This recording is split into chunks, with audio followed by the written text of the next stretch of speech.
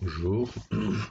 Donc ici on a le schéma électronique, si vous remarquez très bien, qui me donne un courant constant qui est I0 de 0,83 milliampères. Pour ça, je vais vous montrer. Bon, le GNR, par exemple, ici j'ai 9 volts, donc la tension ici, donc la tension à la base, elle est constante à 9 volts. Automatiquement, j'ai une résistance bon, dans la chaîne de base avec un 12 volts. 12 volts, donc c'est I0 qui va traverser la charge, puisque ici est égal à bêta et tout. C'est un calcul qui est que vous connaissez très bien. Donc si j'ai la résistance d'émetteur qui est de 10 kg, donc là, le transistor là ici c'est 2711, donc moi je l'ai déjà vu au laboratoire, donc il est un peu cher, c'est de l'ordre de 30 dirhams. Je vous montrerai un autre qui est avec un transistor qui est deuxième 2222 qui coûte seulement 3 dirhams. En tout cas, puisque ici la tension en bande de GNR elle est constante, donc le courant I0 qui traverse RE, il est de UZ moins VBE sur RE. Donc automatiquement, j'ai la tension GNR c'est 9 volts. VBE c'est de l'ordre 0,65-0,7. Donc, et ici, c'est question c'est très simple. Donc I0 c'est 0,83 milliampères. Ça c'est théorique. Mais maintenant on va passer à la pratique. Donc le circuit il est là. Vous regardez très bien. Voilà, il est très simple. Donc si vous remarquez, j'ai 1711 2000. Le noir c'est la ZNR 9 volts et la Z330 ohms, et là j'ai 10 kg. Donc voilà la sortie où je vais brancher la charge. Là j'ai l'alimentation 12 volts. Voilà l'alimentation 12 volts. Donc l'alimentation 12 volts, bien, voilà, jusqu'au transfo 12 volts que vous trouverez n'importe où, il n'y a aucun problème. Donc c'est 12 volts, donc vous pouvez l'acheter très simple. Maintenant on passe à l'expérience. Donc je vais brancher maintenant mon 12 volts. Voilà, donc on va voir ça. Je vais diminuer pour voir toute l'expérience. Vous allez voir. Voilà, c'est très bien. Là, voilà, c'est bon. Donc qu'est-ce que j'ai ici? J'ai ici j'alimente le 12 volts. Donc voilà. Donc le 12 volts, il est alimenté. Le voilà. Voilà, il est alimenté. Donc j'ai ici, je vais essayer de voir est-ce que j'ai là 12 volts ou non. J'ai ici, j'ai le matrix. Donc, le matrix que je vais, donc c'est en volts, là, voilà, c'est en volts.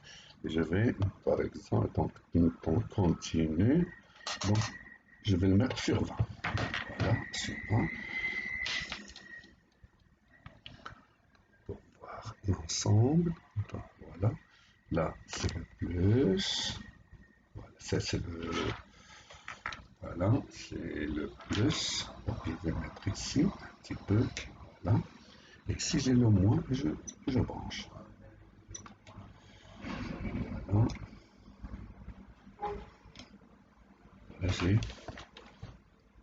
j'ai 11,6 volts. Donc il n'y a aucun problème, il est alimenté. Donc là, qu'est-ce que je vais prendre? Qu'est-ce que je vais mettre? Je vais prendre là et le mettre en un ampère-mètre. J'enlève ça, voilà l'ampère-mètre et je vais le courant continu. Voilà, courant continu en 2. 2, c'est bon parce que moi j'ai ici, je n'ai que 0,82, 81, 80 milliampères. Bon, alors je vais prendre le plus. Le plus, je vais mettre avec le plus. Ici. Regardez avec moi. Donc, comme si je branche un ampère-mètre, c'est tout. Voilà. Donc, ici, on va essayer de voir ce que ça donne.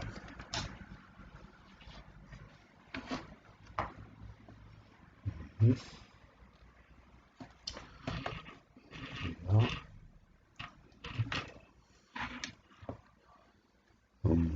Me permettre.